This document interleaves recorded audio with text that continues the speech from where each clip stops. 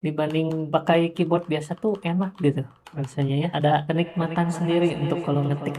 Untuk Bluetooth-nya itu kita bisa sambungin ke 3 device ya. Ada Bluetooth 1, 2, 3. Kita bisa pilih itu yang mana. Bisa langsung bergantian. Cepet banget gantinya. Keren amat. Gue beli versi yang RGB, jadi backlit-nya itu RGB ya. Bisa kita ubah-ubah di sini ya.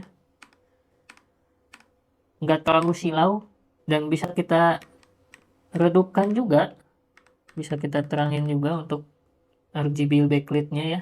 Oke, penampakannya kayak gini. Klik subscribe di bawah ya untuk lebih mengetahui video-video selanjutnya yang akan gue bahas. Boleh bantu juga klik like-nya. Klik juga tombol share-nya untuk dibagikan ke orang-orang yang mungkin bisa membantu mereka. Racun banget ini teknologi. Ini teknologi gue pengen banget. I want